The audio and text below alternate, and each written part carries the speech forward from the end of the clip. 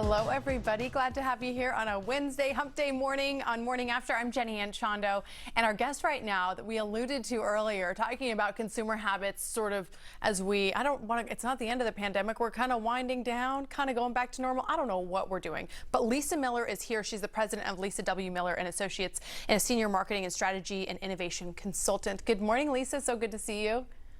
Good morning, Jenny. Thank you.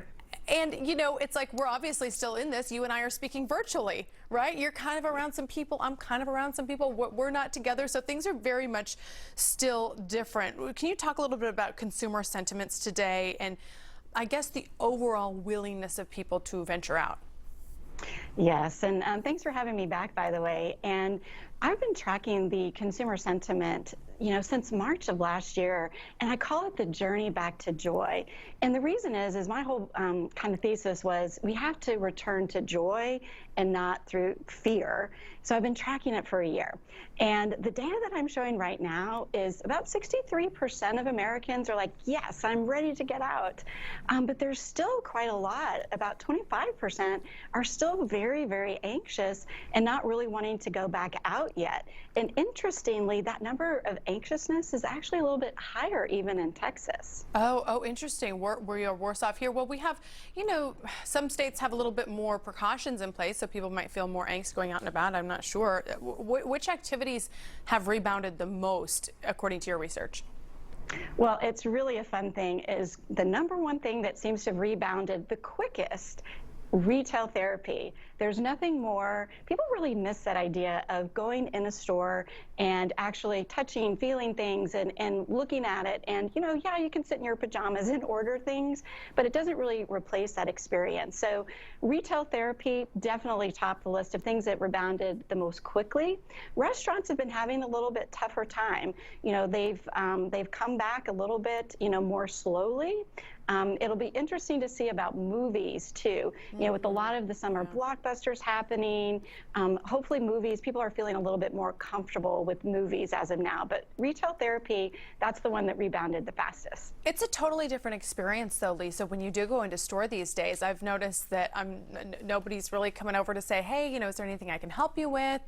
You're often checking out yourself. Like they have a checkup set out and you kind of check it out and somebody might glance at you or just check your receipt and you're out the door. And I wonder if that is contributing to then consumers behaving badly.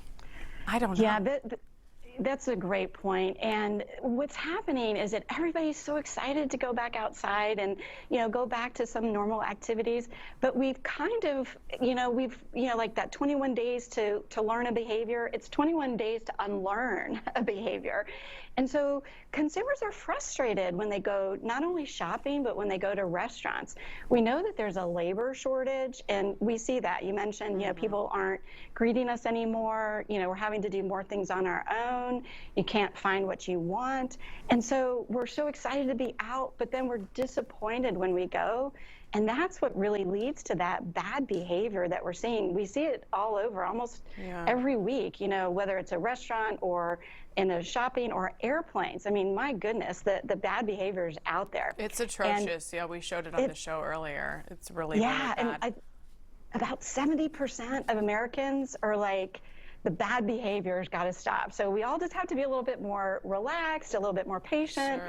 And the recovery, we're all in it together. So we've got to be kind to those people that are on the front lines and trying to serve us. Lisa, before I let you go, what's up with masks? We were all just saying, man, it looks like, even those vaccinated may need to kind of pop the mask back on again. What do you think? We are absolutely seeing that in the data. There's the people, about 37% of Americans today actually still wear masks. And that number, again, a little bit higher in Texas. And with the Delta variant and more news about cases increasing, hospitalizations increasing, I think we're going to see in the coming weeks and months more masks coming back on for sure. Yeah, it definitely makes sense. Lisa Miller, I really appreciate the time, and I love your messaging about Journey Back to Joy. Good to see you this morning. Thank you so much, Jenny. So here's her info. She said you can download or just search hashtag Journey Back to Joy to download a free consumer insights report. So that might be interesting. And then her website, lwm-associates.com/blog to get that. Yeah, good advice there. And I do think you and I had this conversation, as did Yolanda. We're going to be back to wearing masks. Personally, that's our personal decision in crowded places, just for our sake and for the sake of others. Yeah, I've been doing it the whole time because Brighton has to, Right. being 4. So, like, you got to kind of set the example, You have to lead know? by example with the little ones. Yeah, that's true. All right, your That's feedback when we come back in a moment. Which